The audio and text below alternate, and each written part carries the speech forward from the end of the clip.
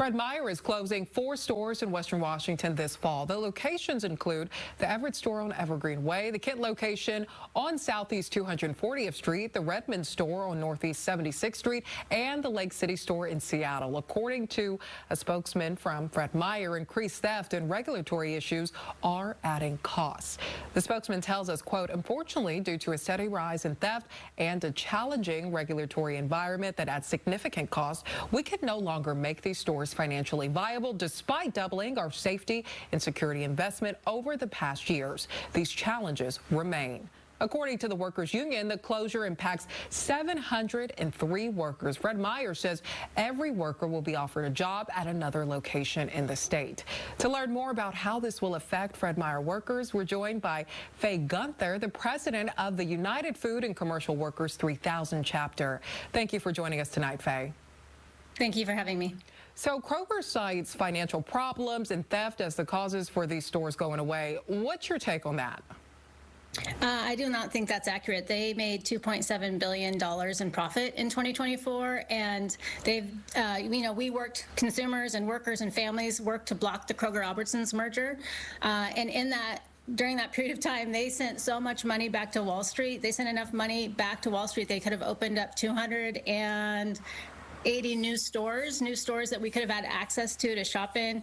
Consumers right now are facing massive affordability crisis in their food and in their housing, and we find this really unacceptable to have an out-of-state company like Kroger out of Cincinnati be making decisions like this to create food deserts in our communities. So have your union members working at these 4 stores noticed any kind of uptick in crime? Has this been a conversation that you've heard of?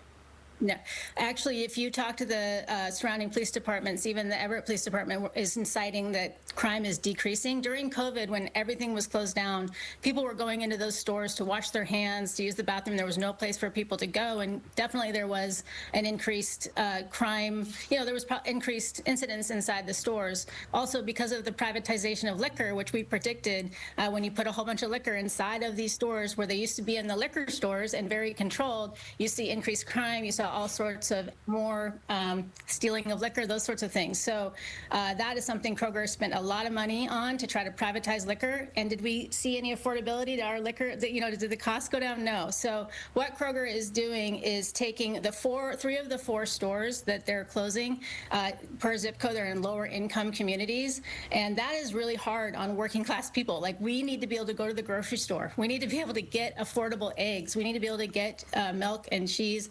And what's happening is when you shut down those grocery stores, those one-stop grocery stores, it makes it harder for families to get what they need. And we're very disappointed in Kroger.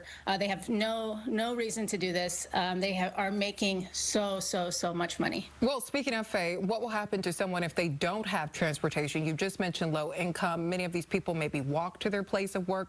So what will happen to those people? Well, we are going to work really hard to make sure people get placed, but not only is it the workers who might have a walk to work. Many elderly folks live near a Fred Meyer, and in fact, sometimes those homes are built near a store, so people can go to the store and get their groceries.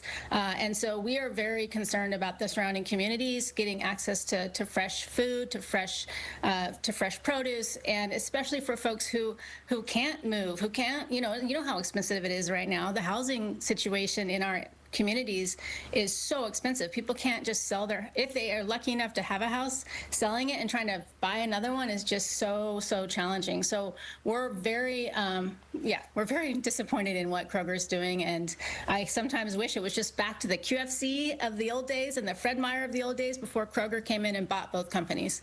Well, are you concerned that more grocery stores could close? What's next? What are you guys preparing for ahead?